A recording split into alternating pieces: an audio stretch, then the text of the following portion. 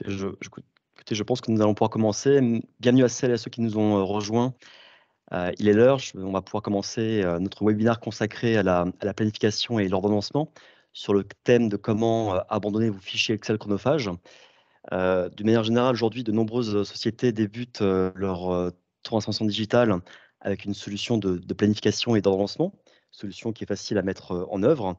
Aujourd'hui, si vous cherchez notamment à maîtriser vos stocks, vos différents délais de production, à orchestrer de manière efficacement l'utilisation des matières, des personnes, des moyens de production, si vous cherchez également à améliorer le taux de service client et à augmenter la rentabilité, je pense que vous êtes finalement au bon endroit aujourd'hui avec nous.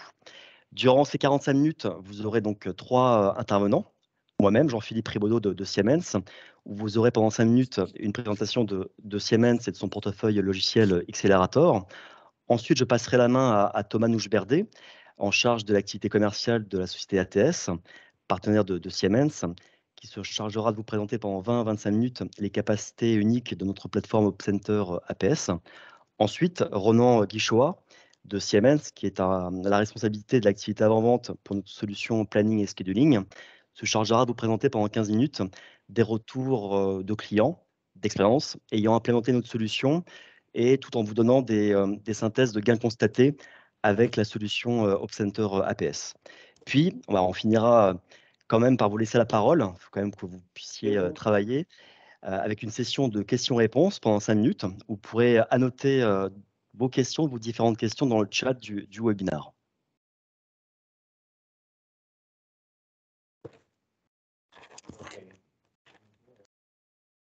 Je vois que les gens arrivent de nouveau au webinaire. Alors, Siemens, vous nous connaissez, peut-être que certains d'entre vous utilisent certains de nos produits. On est un industriel avant tout, avec une présence dans différentes activités, la mobilité, l'électroménager, le ferroviaire, le bâtiment, la partie énergétique, la santé, le médical. Cela nous a permis d'éprouver et d'approuver nos différentes solutions digitales tout d'abord dans ces secteurs pour ensuite les étendre à l'ensemble de l'industrie. Dans la partie digitale qu'on présente aujourd'hui ici, on va retrouver différentes composantes, la partie 2, 3, 4 et 5, qui sont, elles, orientées solutions d'automatisation dans le discret, dans le process. On va aller accompagner la mise en place d'intelligence dans l'outil production avec notamment la partie automate. Et donc nous, Siemens Digital Industry Software, on va s'attacher à proposer des logiciels qui vont être déployés à la fois et aussi sur l'outil production pour aller accompagner nos clients sur différents aspects qu'on va vous détailler par la suite. Et donc pour cela, nous avons un portefeuille de logiciels qui s'appelle Accelerator. Accelerator, c'est quoi? C'est notre solution pour les industriels qui souhaitent accélérer leur transformation numérique et aussi leurs évolutions vers une activité durable. Elle regroupe à la fois toutes les meilleures offres de Siemens pour optimiser les éléments clés de votre chaîne de valeur et cela permet à nos clients d'appréhender les problématiques liées à la fois aux produits, aux process et à leur performance de façon flexible, agile et dans des formats sur mesure. Accelerator est organisé autour de 8 thématiques, thématiques qu'on peut regrouper de la manière suivante: mécanique, électronique, électrique. On va travailler sur le jumeau. On va travailler sur le jumeau numérique du produit. On va trouver les outils qui vont vous permettre de concevoir en 2D, en 3D. Au niveau simulation, on va retrouver les outils qui vont simuler le comportement de vos produits, de vos machines. On a des clients, par exemple, dans le domaine de l'agroalimentaire, qui utilisent nos solutions pour les aider à maîtriser de plus en plus les phénomènes fluidiques pour un certain nombre d'éléments de process qui sont un peu complexes à maîtriser, comme par exemple maîtriser la vitesse de rotation des mélangeurs, optimiser l'homogénéité d'un mélange. Au niveau collaboration, on va retrouver des outils qu'on appelle PLM pour toute la partie gestion du cycle de vie du produit. Au niveau manufacturing, on va travailler sur le jumeau numérique de l'outil production avec des outils qui seront utilisés en temps réel pour justement maîtriser sa production. On parle de solutions de MOM, de MES, de planification, d'ordonnancement. On va être également capable de simuler tout ce qui se passe dans l'usine, depuis par exemple, si je prends un exemple lié à l'agroalimentaire, depuis par exemple l'entrée du lait dans les cuves, puis les différentes étapes de transformation jusqu'au packaging. On va être capable de modéliser tout ce qui se passe, modéliser le fonctionnement avec le niveau de volume dans les cuves, l'intervention des opérateurs. On peut également simuler un certain nombre d'aléas. J'ai par exemple un problème sur ma ligne, j'ai une machine qui ne tourne pas à la bonne cadence, il y a un problème quelque part. Je vais pouvoir rentrer ces aléas dans le système, faire tourner ma simulation en prenant en compte ces aléas pour voir ce qui s'y passe et voir réellement quelle est ma capacité. Puis, dernière thématique, la thématique Operation IoT Analytics Applications. On va être ici sur l'exploitation de la donnée avec différentes solutions qui vont vous permettre de vous accompagner dans l'exploitation de la data tout au long du cycle de vie du produit. Donc là, j'ai fait un focus plus particulier sur le domaine de l'agroalimentaire parce que parmi effectivement les personnes qui sont présentes aujourd'hui, vous êtes quand même pas mal issus du domaine de l'agroalimentaire. On s'aperçoit que le développement de nouveaux produits va impliquer beaucoup de choses. Un grand nombre de métiers vont devoir collaborer ensemble, s'échanger des informations. Pour cela, nous avons un portefeuille complet de solutions, notamment pour les métiers de l'industrie agroalimentaire. Euh, Au centre, vous voyez quoi? Vous voyez effectivement les équipes de recherche et innovation qui vont travailler sur le cœur du produit, en lien avec toute la partie compliance, la partie réglementaire, la qualité, le travail sur le packaging qui est important, et aussi toute la partie labeling, c'est-à-dire toutes les informations qui seront imposées sur le produit. On voit aussi toutes les équipes d'engineering qui vont mettre au point les différents moyens de fabrication, la production concrète, réelle avec l'ordonnancement, et la traçabilité qui va être la dernière étape de la chaîne qui permet de rendre disponible le produit au consommateur. Donc globalement, on a des solutions effectivement qui vont répondre à l'ensemble de ces métiers-là, avec une logique importante qui est d'aider à la collaboration. Et dans votre industrie, on note effectivement que vous avez un grand nombre d'OF qui sont de plus en plus petits, avec des contraintes qui sont de plus en plus importantes, car il faut gérer, par exemple, notamment tout ce qui va être contamination potentielle, contamination croisée, nettoyage, etc., etc. Et pour cela, il faut donc en permanence optimiser l'ordonnancement des opérations et vous passez beaucoup de temps, notamment sur vos fichiers Excel, sur vos outils ERP, qui n'est pas forcément toujours simple. Et justement, afin notamment d'abandonner vos fichiers Excel, Thomas Noucheberdé de la société ATS va vous présenter un outil qui est de plus en plus utilisé et demandé dans l'industrie agroalimentaire, mais pas que. Parfait, Jean-Philippe, et merci pour cette introduction. Je t'ai demandé le contrôle de manière à pouvoir faire facilement suivre les slides. Oui, je suis là. Juste donc pour faire la suite, avant de rentrer donc dans la solution OpCenter APS pour Advanced Planning et Scheduling, juste quelques mots par rapport à ATS. ATS France donc est la filiale française d'un groupe hollandais à la base, ATS Global, qui est un fournisseur indépendant de solutions et qui s'appuie sur un certain nombre de partenariats et le partenariat principal que l'on a à travers des éditeurs logiciels et Siemens, et donc Siemens Industry Software, pour lequel justement on a un certain nombre de logiciels sur lesquels on travaille, dont ce OpCenter APS, anciennement connu sous le nom de Preactor. Alors certains, on aura déjà entendu parler, en entendront toujours parler parce que c'est vrai qu'on utilise quand même souvent ce nom.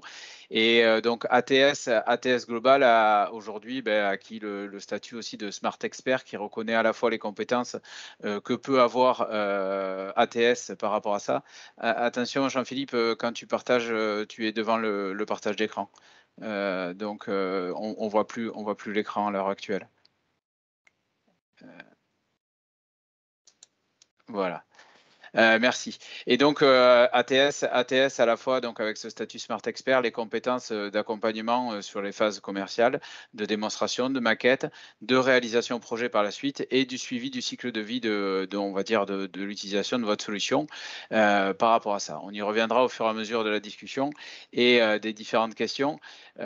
Aujourd'hui, ce qui est important, comme vous l'a dit Jean-Philippe, on est dans le monde de la production. Dans ce monde de production, en fait, il y a un certain nombre de logiciels et on parlait donc de la partie Manufacturing Operation Management, donc c'est avec l'acronyme MOM, où on retrouve un certain nombre de solutions qui sont à la fois des solutions de type MES, dans lequel on va faire du pilotage de production et derrière de la traçabilité. Et on va retrouver autour un certain nombre d'aspects comme la qualité et cet aspect ordonnancement qui est aujourd'hui, on va dire, le cœur du webinaire tel qu'il est. Et l'un des points très importants, et quand on faisait le lien à travers vos fichiers fichiers Excel qui sont 90% des cas que l'on traite aujourd'hui. Ce qui est très important, c'est qu'aujourd'hui, on a des données dans l'ERP et l'ERP doit rester le système central au niveau de la production. Et généralement, au niveau de cette ERP, en fait, on n'a pas toutes les informations. Et ce qui est important là-dessus, c'est que l'ERP également va avoir un travail qui va être fait à capacité infinie et qui ne prend pas en compte à la fois les capacités des ressources, les moyens de production et les éléments qui peuvent justement avoir un impact quand vous lancez véritablement vos opérations en production. Et donc la gamme OpCenter APS vient en complément des données de l'ERP, donc pour 2 modules, et on fera un focus principalement sur la partie OpCenter Scheduling qui est ici à votre droite pour l'outil d'ordonnancement.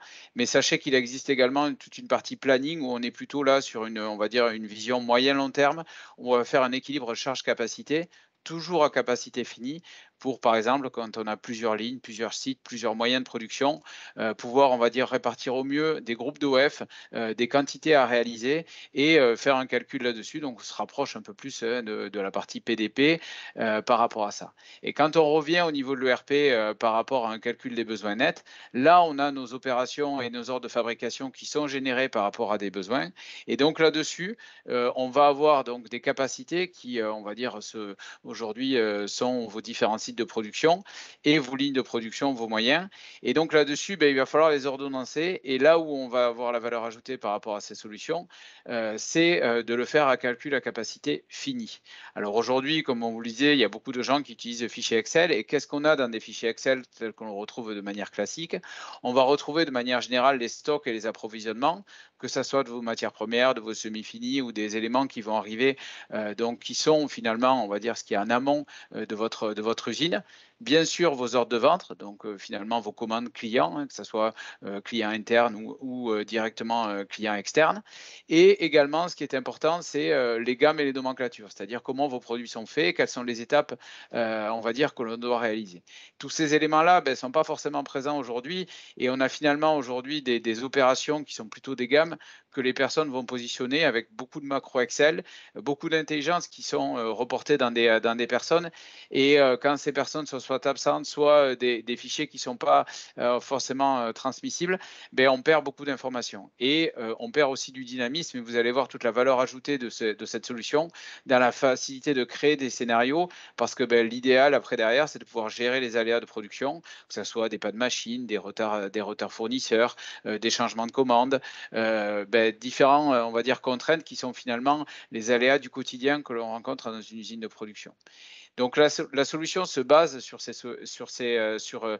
données de l'ERP et de manière générale de l'usine, et va en avoir un complément, va faire ses calculs, et on verra un petit peu par la suite par rapport à ça, et renvoie, alors soit directement à la production, soit au niveau de l'ERP. Ça, les schémas d'intégration, on va dire, sont adaptés, on va dire, aux besoins du client. Généralement, le poste de charge, donc la machine sur laquelle on doit réaliser l'opération, le début et la fin, la date de début, date de fin, et tout ça de manière optimisée.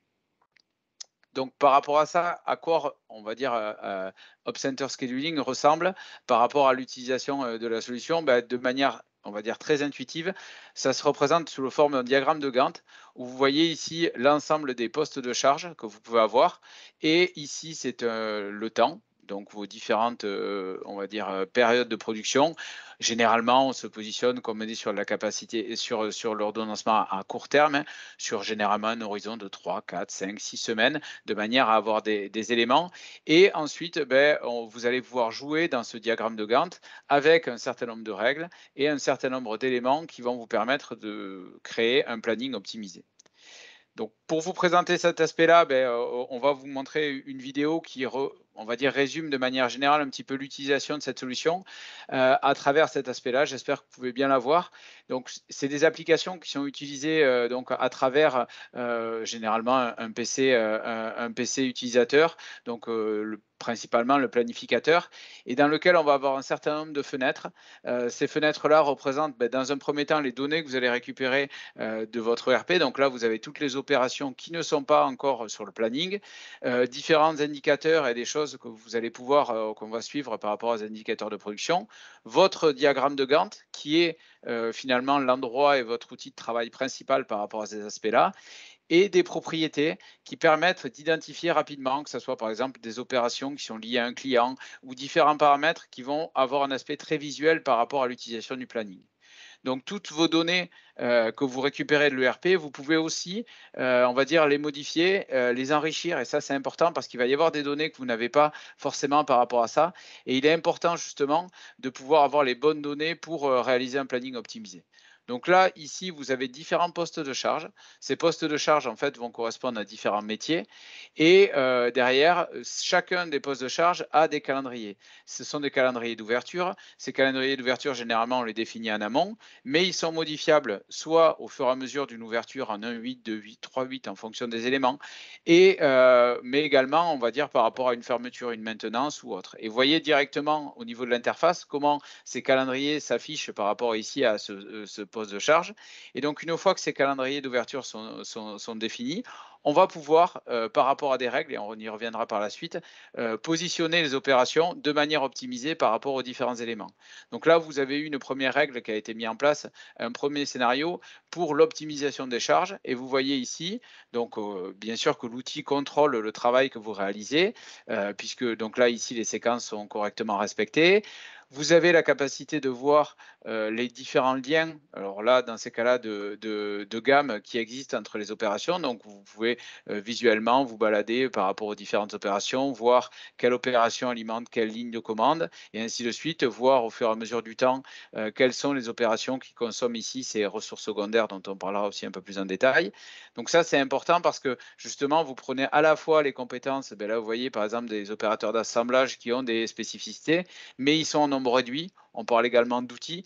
Et si finalement, quand on est dans un atelier, qu'on n'a que 2 outils à disposition, qu'il y a 3 opérations, par exemple, de vissage et qu'il n'y a que 2 visseuses, forcément, il y a une des opérations qui est en retard. Donc ça, c'est important quand même de prendre en compte qu'il n'y a pas que, on va dire, la ressource machine ou personne qui a besoin. J'ai l'impression que on a à nouveau l'écran qui se s'est mis devant. Hop. Est-ce que vous voyez? C'est bon. Et donc là-dessus, vous voyez un certain nombre de caractéristiques et d'indicateurs qui vous ont mis à disposition de manière à ce que justement vous pouviez calculer des statistiques. Donc là, par exemple, dans les statistiques que vous avez, l'ordonnancement a été fait dans l'optimisation des ressources, mais il s'avère qu'il y a un certain nombre de retards et d'OF en retard que vous voyez ici par rapport à ça, qui sont annotés dans l'ordonnancement par rapport à une vue qui est en rouge. Vous voyez ici en bas à droite 2 opérations qui sont en retard par rapport à leur ligne de commande. Donc visuellement, vous voyez très rapidement le fait que justement certains OF sont en retard, et ça c'est dû au fait que dans un premier temps, la règle d'ordonnancement qui a été utilisée a été l'optimisation des ressources. Donc l'optimisation des éléments. Et forcément, quand on optimise les ressources, on peut mettre des opérations en retard. Là, on va changer la logique en disant que là, par contre, je ne veux pas qu'il y ait de retard. Et dans ces cas-là, là, ici, on est dans un planning assez simple. Donc, on retrouve la capacité de pouvoir mettre toutes les opérations. On n'a plus d'OF en retard. Par contre, on n'optimise pas l'utilisation des différents postes de travail et charges. Donc là, en fait, à chaque fois, c'est, on va dire, un équilibre qu'il faut toujours trouver. Il n'y a pas un planning optimum, hein. C'est un équilibre qu'il faut trouver par rapport à la discussion. Le logiciel vous permet bien sûr de pouvoir justement à la fois également bouger et faire du drag and drop manuel ou bouger les opérations, qui fait qu'en fait c'est un vrai outil qui est à l'aide des planificateurs et qui n'est pas là pour les remplacer. Il est vraiment là pour remplacer, on va dire, l'aspect chronophage, et comme on vous disait par rapport à ça, qui est lié au fichier Excel, et la non-flexibilité de pouvoir générer un certain nombre de scénarios. Et ça, c'est vraiment, on va dire, le point positif, c'est que quand il va y avoir des aléas, et aujourd'hui, Jean-Philippe, en introduction, vous parlez le fait qu'il y ait de plus en plus de lots qui sont plus petits, de plus en plus de contraintes qu'il faut prendre en compte. On se retrouve vraiment avec ces aspects-là et être en capacité d'être en meilleure gestion, on va dire, du planning par rapport à ça. Donc la vidéo, elle vous montre quand même un certain nombre d'aspects, elle ne vous montre pas tout, et on sera, nous, ravis de pouvoir vous faire une démo un petit peu plus approfondie, et généralement une maquette, parce que cette maquette vous permet justement de pouvoir vous projeter véritablement dans ce qui serait l'utilisation de votre de ce logiciel OpCenter Scheduling et de voir aussi que pour des personnes qui utilisent aujourd'hui Excel, on a quelque chose de beaucoup plus flexible. Donc, ces slides qui sont juste là reprennent, on va dire, généralement ce qui a été vu dans la vidéo, où on revoit, on va dire, ici à la fois la capacité et la calcul à capacité finie qui est fait de manière très importante sur les contraintes primaires, donc généralement les machines, les postes et les éléments, mais également sur les contraintes secondaires, qui intègrent des calendriers, qui peut intégrer, on va dire, tout un certain nombre d'aspects. Donc, qui fait que véritablement, quand il y a quelque chose qui n'est pas, on va dire, en séquence, on l'a en visibilité. Et ce qui est très important, c'est qu'en fait, on fait des liens génériques. Et donc là, vous voyez, on va dire quelque chose qui est un peu plus avancé avec des nomenclatures multiniveaux.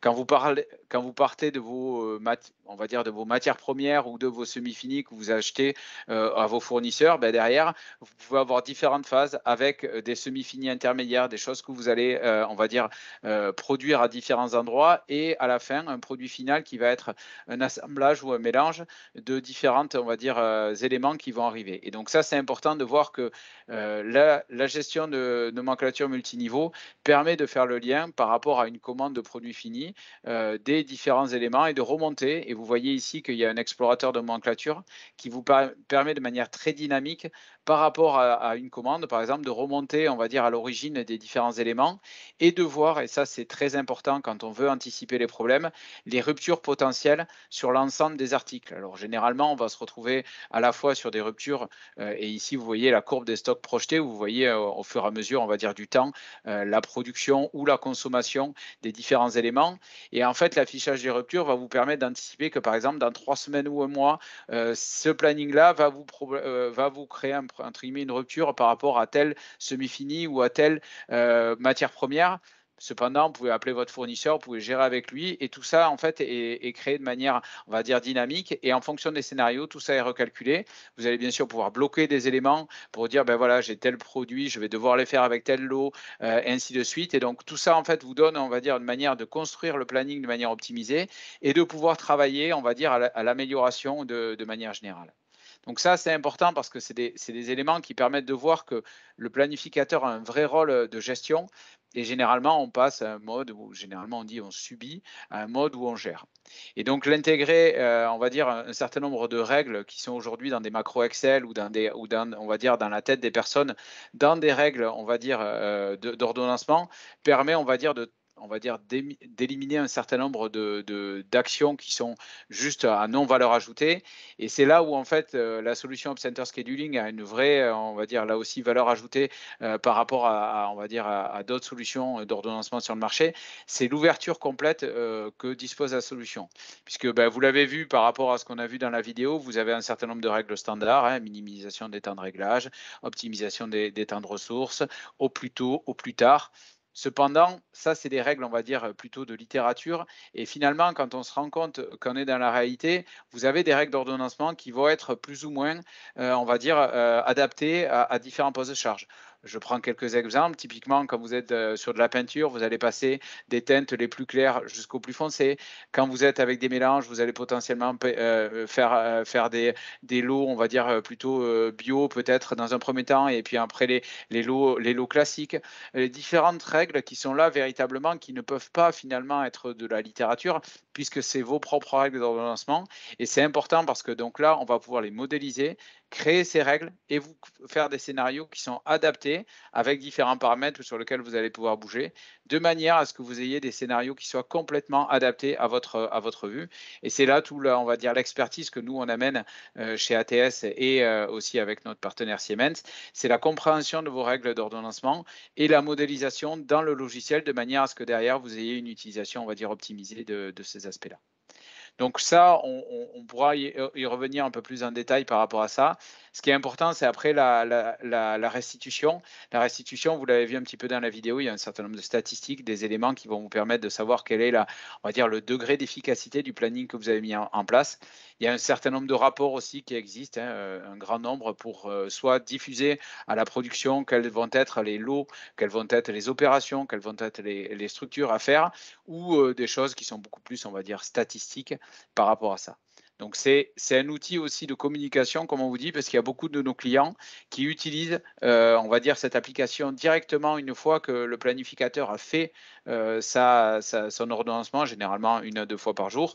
Il s'est directement aussi mis à disposition de la production, soit à travers rapport, soit à travers des viewers qui sont uniquement une vue Gantt de ce qui est à réaliser.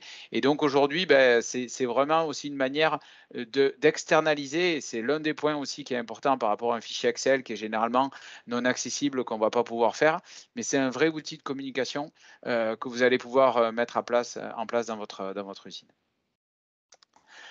Voilà de manière générale la présentation qu'on pouvait en faire, et ce qui est important par rapport à ça, c'est de voir que la mise en place d'une solution de ce type-là n'est pas juste également pour remplacer de fichiers Excel qui parfois peuvent exister, mais qui, on va dire, structure de vrais gains.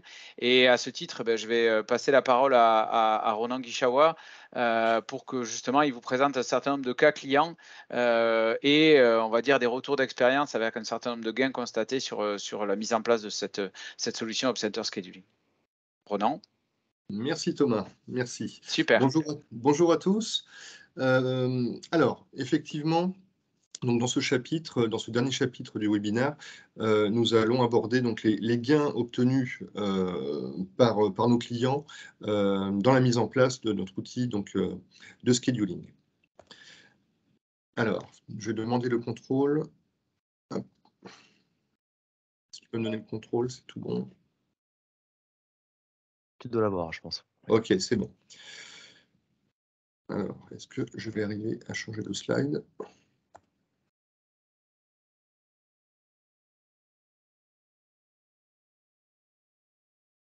Pas changer de slide.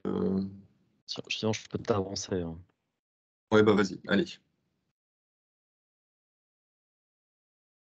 Voilà. Avancer au slide suivant. Voilà. Donc, un premier slide, avant de passer vraiment à des cas concrets clients, un premier slide assez général pour vous présenter les drivers, hein, les axes de gains que l'on peut avoir dans la mise en place donc, de notre solution APS. Alors certains de ces gains, axes de gains, sont liés ensemble, bien entendu, hein, mais on va retrouver très couramment donc, une amélioration du taux de service client, hein, puisqu'on va livrer au final plus à l'heure nos commandes. On va retrouver également une amélioration de la productivité, parce que par exemple, on va minimiser les temps de changement sur le planning. On va aussi augmenter l'utilisation des ressources, hein, comme l'a montré Thomas juste avant dans la démo. On va aussi avoir une détection des boulots d'étranglement vraiment facilités, hein, par rapport à un Excel, par exemple, où on a un peu la tête dans le guidon, on ne voit pas trop ce qui se passe sur l'Excel. Là, c'est très facile d'identifier les ressources où il y a un problème, où c'est chargé, où c'est générateur de retard. Enfin, voilà, donc c'est très facile à repérer sur le planning. Traitement rapide des éléments de production, Thomas aussi en a parlé un peu avant, hein, quand vous allez déclarer une panne, une maintenance, vous allez voir très rapidement l'impact sur votre planning, donc ça c'est aussi un gain important. On va permettre aussi de réduire les encours, hein, finalement en fluidifiant les temps de passage, hein, d'un ordre dans un atelier. Finalement, on va avoir on va réduire les lead time et donc du coup, on va réduire également les encours de production. On va également réduire les stocks. Alors que ce soit des stocks de composants potentiellement achetés, parce qu'on va les prévoir au plus juste en fonction de l'ordonnancement. Hein, ça ne va pas, par exemple, approvisionner 3 semaines avant si on en a besoin 3 semaines après. Donc voilà, donc ça permet de réduire les stocks. Dans l'outil qui a montré aussi Thomas précédemment, donc l'explorateur de nomenclature, on a des courbes de stock projetés de composants et de produits fabriqués qui permettent aussi d'apprécier les stocks et de voir s'il y a des stocks qui sont trop importants. Et puis le dernier point, donc c'est un outil qui permet de partager l'ensemble des connaissances autour de l'ordonnancement de production et d'être dans un environnement collaboratif, hein, pour partager des reportings, des états statistiques, voilà. Et sans compter que vous avez aussi un mode viewer, hein, de consultation pour que les gens puissent consulter le dernier planning validé par l'agent planning. Alors, je sais pas, voilà. OK, donc un autre slide pour, on va dire d'une façon générale, en bien chiffré, hein, on arrive à avoir des améliorations du taux de service client entre 50 et 90%. Alors tous ces chiffres, hein, juste pour être précis, tout à fait honnête, ça dépend forcément d'où part le client au départ, ce qu'il utilise comme solution. S'il utilise de l'Excel, par exemple, et qu'il n'y arrive plus parce qu'il y a beaucoup de complexité, beaucoup de volume, par exemple, on peut arriver à des gains vraiment très, très significatifs, par exemple au niveau du taux de service client. Quand un client nous dit moi, mes productions sont tout le temps 50% en retard, on sait qu'avec la mise en place de notre outil, on va gagner beaucoup de pourcentage dans la réduction des retards. On va également donc améliorer la productivité, hein, là de la même façon. Si le client, par exemple, est de l'Excel avant, avec notre outil, on va peut-être plus optimiser le planning, par exemple, pour minimiser le temps de changement. Donc, le fait de diminuer les temps finalement improductifs et de plus produire, de plus accorder de temps vraiment à la production, on va donc améliorer la productivité. On va également constater une réduction des temps de cycle, hein, j'en parlais juste avant, ça va avec la réduction des encours et des stocks, où on constate souvent que s'il y a auparavant il fallait 6 semaines de temps de passage moyen des OF dans un atelier, avec l'implémentation de notre outil, après on va être plutôt par exemple à 4 semaines plutôt que 6 semaines par exemple. Donc ça, c'est des gains qu'on le constate très fréquemment. Donc, quand on parle réduction de stock et synchronisation des achats, pareil, on est sur des gains de l'ordre en général de 50%. Encore une fois, tout dépend d'où parle le client auparavant, mais voilà, ce sont des chiffres que vous pouvez avoir en tête, qui sont des gains souvent constatés chez nos clients. Alors, si ensuite voilà, on passe au slide d'après. Donc, le premier cas client, donc là, qui est Doper, qui est une compagnie brésilienne. Enfin, en tout cas, là, c'est un site au Brésil où, donc vous le voyez dans les challenges initiaux, il partait de l'Excel avec beaucoup de volume, beaucoup de complexité dans les gammes, dans les nomenclatures. Donc c'était vraiment très compliqué. Et d'ailleurs, un des challenges initiaux, c'est qu'ils passaient vraiment beaucoup de temps à construire leur planning. Donc il fallait qu'ils trouvent une solution pour réduire ce temps de construction et pour être plus, du coup, plus efficace. Également, ils avaient des problématiques d'optimisation, de temps de changement sur leur ligne de production. Ils voulaient également avoir une gestion visuelle du statut des matières pour chaque produit, hein, ce qui est possible avec notre solution, avec justement l'explorateur de nomenclature et les liens que montrait Thomas auparavant. Et puis également pouvoir simuler, faire plusieurs scénarios et retenir le meilleur pour les prévisions commerciales. Donc, en termes de résultats, hein, en mettant notre solution APS en œuvre, en l'implémentant, ils ont réduit drastiquement leur temps de construction du planning, hein. Ils sont passés de plusieurs jours de construction vraiment d'un planning. D'ailleurs, je me demande comment ils faisaient, parce que s'ils mettaient plusieurs jours à construire un planning, généralement un planning, il reste bon peut-être 24 heures, mais après, il est certainement à recaler, à revoir en fonction des élèves de production. Donc, à mon avis, ils devaient terminer un planning auparavant, et une fois qu'il est terminé, de toute façon, le planning était forcément faux. Alors que là, maintenant, ils sont passés à 10 minutes de construction de planning, ce qui est quand même un gain vraiment phénoménal. Ils ont réussi à augmenter la productivité et à réduire les coûts de production. Donc ça, c'était le premier cas client. Donc là, on était vraiment en production. Si tu veux bien changer de slide, Jean-Philippe, s'il te plaît.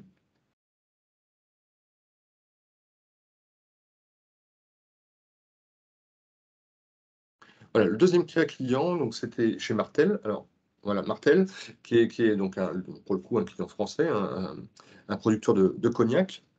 Donc là, c'était une application un peu particulière chez eux. On ordonnancerait en fait les transports, le transport de fûts de chai en chai en fait, hein, ou d'un élément d'un lieu de stockage vers un chai par exemple. Et donc là, c'était vraiment dans ce but qu'on a mis en place notre application. Donc c'était vraiment pour organiser les arrivées et les sorties des fûts et pour rationaliser le planning pour un passage efficace du flux à la vente au détail. Donc là, les gains obtenus, c'était vraiment d'augmentation de 12% d'augmentation de la productivité et surtout une diminution des déplacements depuis les sites de stockage. Donc ça, c'était vraiment, vraiment important pour eux. C'était vraiment de minimiser les transports. Si on passe au dernier slide, Jean-Philippe, s'il te plaît. Voilà, alors là, on Ça est... peut arriver, il y a un peu de latence. Oui, c'est pas grave. Là, on revient en production, donc avec des... Là, on est dans le chocolat Valor, donc qui est un producteur espagnol. Donc là, pour le coup, on va dire des challenges beaucoup plus classiques en termes de production, donc capturer des données de l'atelier en temps réel, améliorer la transparence et la communication entre les départements, prendre des décisions de manière plus flexible, précise et efficace, améliorer la visibilité de l'ensemble de la supply chain et optimiser le processus de fabrication. Donc ça, c'était vraiment des challenges beaucoup plus classiques hein, chez nos clients industriels. Donc les résultats qu'ils ont obtenus,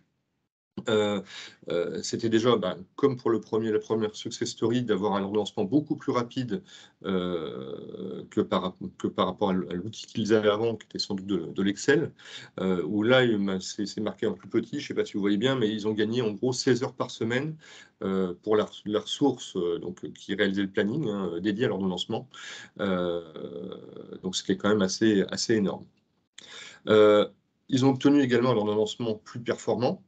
Alors, vous allez me dire, ils n'ont pas gagné grand-chose, mais malgré tout, c'est quand même déjà énorme par rapport au taux où ils étaient. Hein. Ils étaient déjà à 97,8% de taux de service, donc de livraison à l'heure. Et avec notre solution, ils sont passés à 98,5%. Vous allez me dire, l'augmentation, elle n'est pas énorme, 0,7%, mais à ce niveau-là, c'est déjà un gain important. D'accord. Et puis, ça leur a permis aussi d'améliorer la mise à jour des plans directeurs de production, donc d'avoir un court terme mieux géré et plus précis. Ça permet aussi d'avoir une visu sur le moyen long terme également plus correcte. Donc voilà pour l'ensemble de ces use cases et de ces gains que vous pouvez obtenir en mettant en place notre solution. En général, hein, alors après ça dépend d'où parle le client et là où il veut aller et quels sont les moyens mis en œuvre, mais en général le retour sur investissement d'une telle solution, c'est très très rapide. Le projet n'est pas terminé que le produit est déjà amorti. Donc, c'est vraiment une solution quick win, si je puis dire. Donc, ma partie est terminée. Je ne sais pas, on va peut-être passer aux questions-réponses, s'il y en a. Vous pouvez annoter vos différentes questions dans le chat du webinaire. La parole est à vous, n'hésitez pas.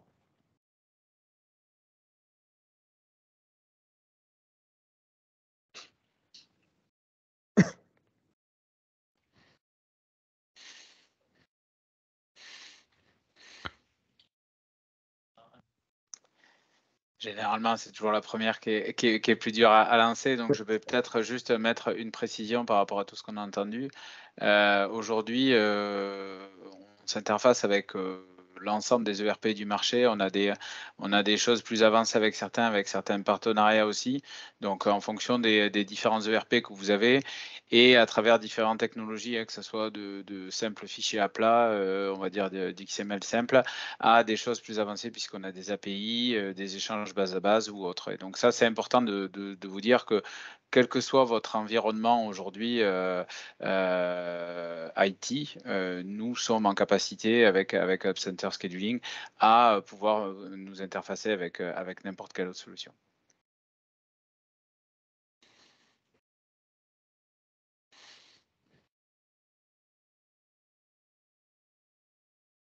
Et nous, si je peux apporter également une précision, Thomas, nous sommes très ouverts sur les protocoles d'échange avec des systèmes annexes. Hein. Ça va du fichier CSV, texte, Excel, XML, JSON, base de données, SQL, Oracle. Voilà. Donc, on est vraiment très, très ouverts sur les protocoles d'échange de données hein, avec les autres systèmes.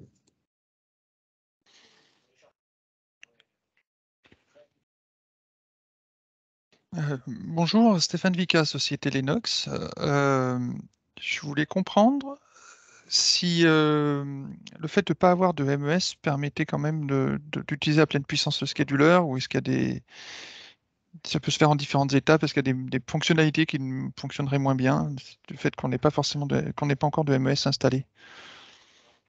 Alors, je prends la question par rapport à ça. Alors, c'est vrai que ce qui est important par rapport au MES, c'est surtout, on va dire, ce qui se passe au niveau de la production et l'encours, on va dire, des consommations, de vos opérations, quand vos opérations sont clôturées, de manière à les retirer du planning ou au fur et à mesure de l'avancée que vous pouvez avoir de vos opérations.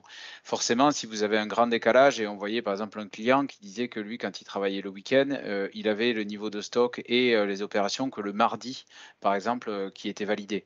Donc forcément, tout le travail qui est fait par rapport à ça est, on va dire, pas optimisé, puisque si les données sont fausses en entrée, difficile de faire un planning optimisé. Donc c'est pour ça que l'utilisation de MES, c'est intéressant et c'est important. C'est pas nécessaire par contre, mais ça va amener, on va dire, une valeur ajoutée dans, on va dire, la flexibilité. Alors comment on fait généralement aujourd'hui quand il n'y a pas de MES? Ben, généralement, on travaille avec un horizon figé, c'est-à-dire que vous ne l'avez pas vu par rapport à ça, mais ça fait partie des fonctionnalités. On ne travaille pas sur les 3, 4, 5 jours à venir, déjà pour éviter de perturber la production, mais pour avoir évité ces impacts-là. Et on va faire un travail d'optimisation plutôt sur une deuxième partie du temps. Et donc, quand vous n'avez pas, on va dire, les informations entre guillemets en temps réel du MES qui remontent, ben, c'est un petit peu aussi une manière de pouvoir éviter de travailler sur des choses qui seraient potentiellement soit clôturées, soit en retard ou autre. Donc, c'est pas nécessaire d'avoir un MES. Par contre, ça a une vraie valeur ajoutée de pouvoir avoir des informations qui sont les plus temps réel possible pour être le plus flexible également par rapport à ça. Entendu, merci. Alors, je vois qu'il y a quelques questions dans le chat. Ronan, je ne sais pas si on fait une à toi, une à moi, ou, ou celui qui préfère. Première question, je te la pose et tu vois si tu réponds. Est-ce que l'outil est utilisable par les différents planificateurs selon les niveaux de nomenclature? Alors, oui, absolument. Alors, tout dépend de comment ils veulent utiliser l'outil. Est-ce que c'est en simultané? Est-ce que c'est chacun leur tour? On peut avoir, par exemple, des structures de projet où on a un master planning qui